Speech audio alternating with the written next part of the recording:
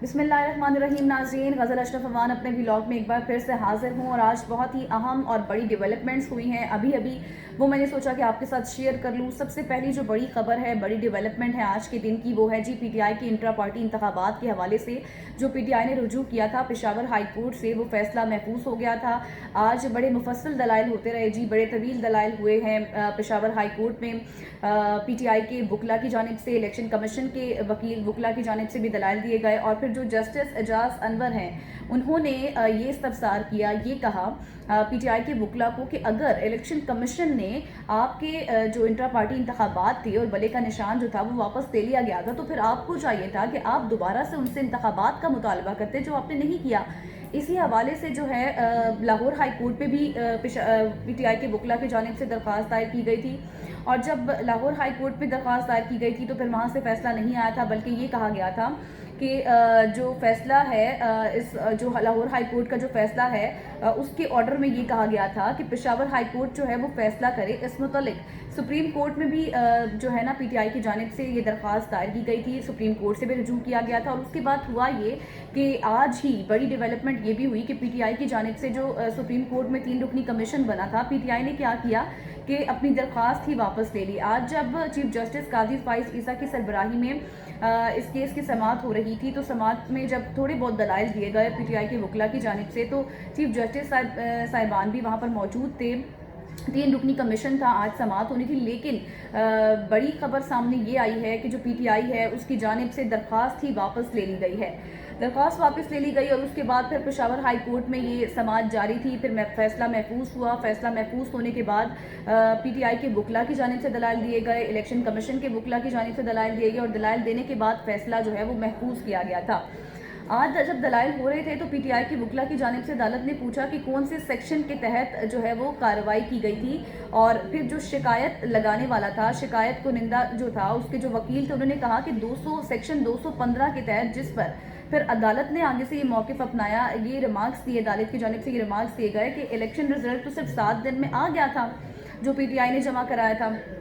تو جس پر وکیل جو تھے, درخواست گزار کے وکیل تھے, انہوں نے کہا کہ الیکشن کمیشن نے یہ بھی دیکھنا ہے کہ سیکشن 208 جو ہے اس کے تحت انٹرا پارٹی الیکشنز ہوئے ہیں یا پھر نہیں ہوئے. اور پھر جی یہ اہم ڈیولپمنٹ سامنے آئی ہے, اور یہ ہوا کہ بلے کا نشان پی ٹی آئی کو واپس دے دیا گیا ہے. پی ٹی آئی کو بلے کا نشان اب واپس مل گیا ہے. اب جب میڈیا ٹاک کی جا رہی تھی علی ظفر کی جانب سے,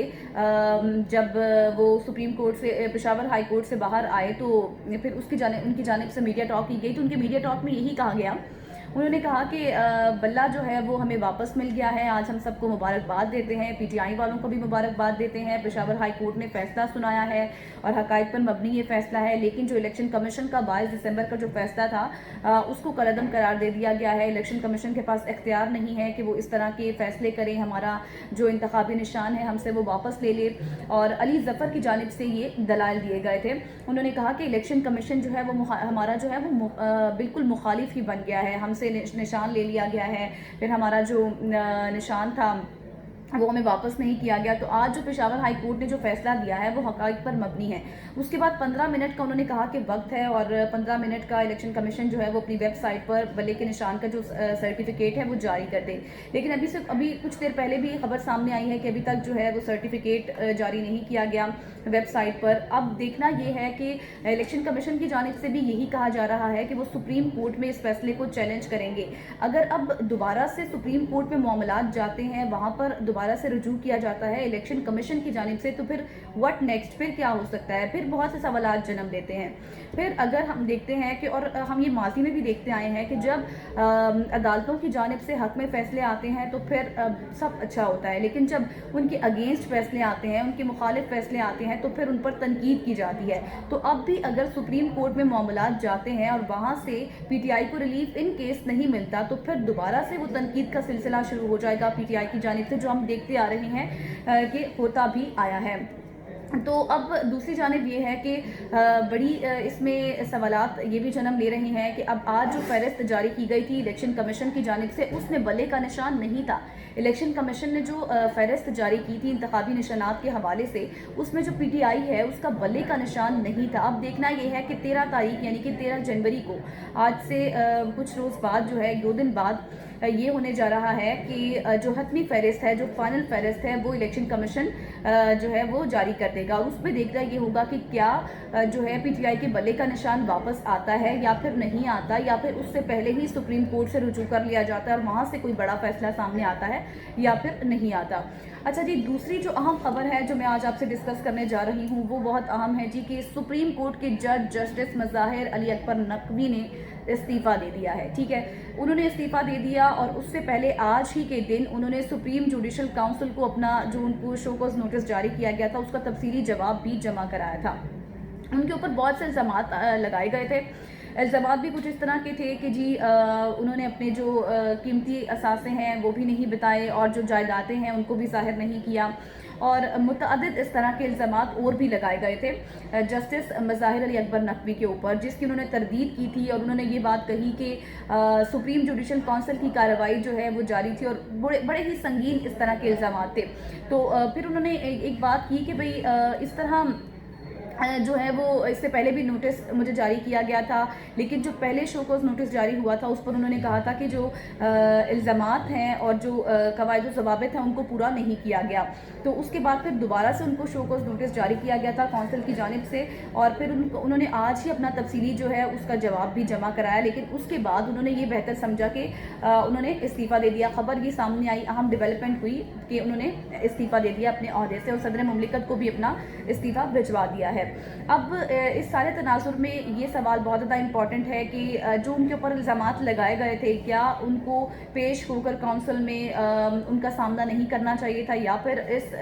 टेन्योर में, इस सारी सूरत हाल में अभी जो टाइमिंग चल रही है इसमें इस्तीफ़ा देना क्या ये बेहतर था या फिर नहीं। क्या अगर वो इल्ज़ामात के ऊपर अपनी बातचीत कर लेते, दलाइल वगैरह हो जाते, सब कुछ अगर वो पेश हो जाते तो